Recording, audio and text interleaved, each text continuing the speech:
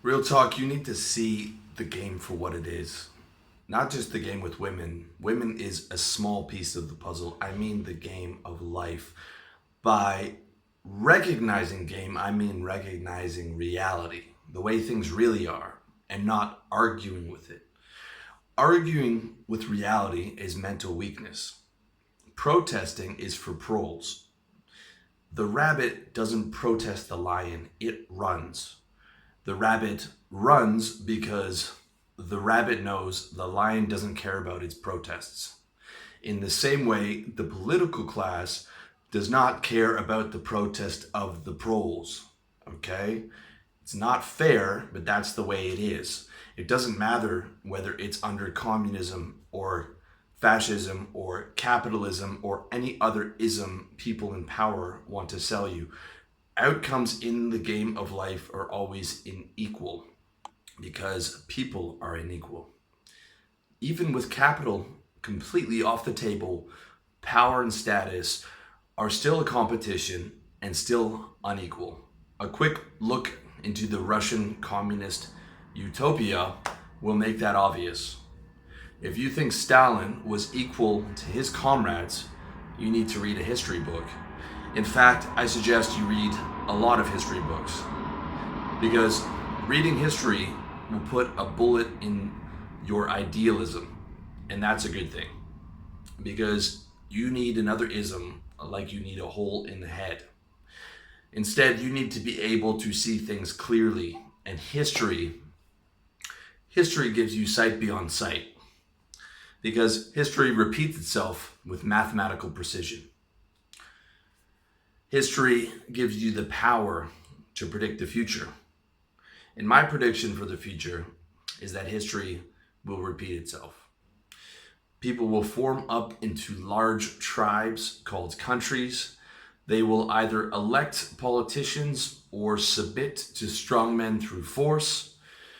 Said rulers will wage wars against other countries for territory, resources, and bragging rights. And people within those countries will continue to compete for food, water, shelter, resources, women, power, and status. There has never been a time in human history where this wasn't the reality. We can produce all the technological innovation we want, but it's not going to change human nature. You can't change the game because the game is bigger than you, and it's bigger than you'll ever be. And it was being played a long time before you got here, and it will be played a long time after you leave here. A true player recognizes and respects the game for what it is. A true player doesn't waste his precious time attempting to protest human nature. A true player plays the game to the best of his abilities until the casket drops. When you get your mind right, the picture becomes crystal clear. You can read code. You get instant insight into the motivations of people in power. And you can see what it really takes to get and to keep power. To get power takes cunning, amorality, intelligence, luck, money, force, connections, or all of the above. To keep power means living on guard 24/7 in fear, stress, and uncertainty. Okay? These are the traits of people that get and keep power.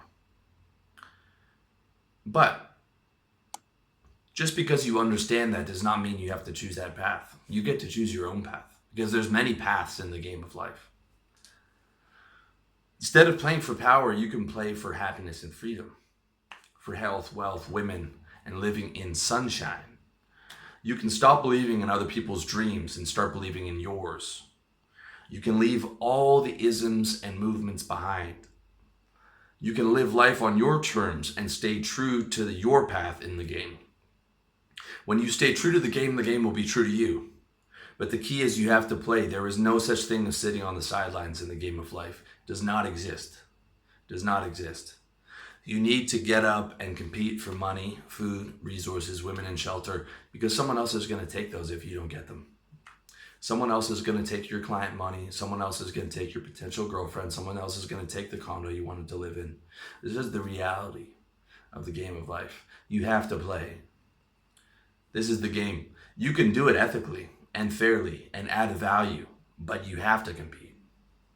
You don't have to become like the elites. You don't have to become immoral and cunning and manipulative and power hungry and using that power for negative means. But you have to compete for the things that you want in the game of life. You have to compete. There's anyone who's telling you any differently is not your friend. Anyone who's telling you that money isn't important is lying to you. Anyone who's telling you that you don't have to compete for women is lying to you. Anyone who's telling you that life is not a competition and that you don't have to compete is lying to you. Okay, that's the reality of it.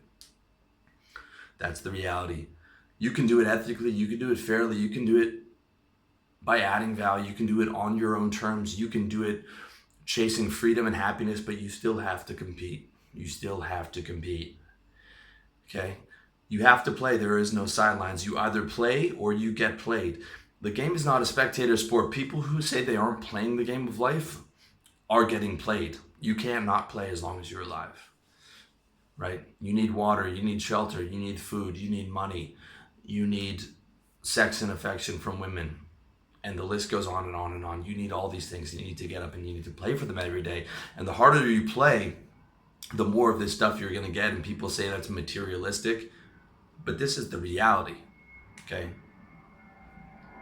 Try going without food or water or shelter or enough money to last you and make you be comfortable.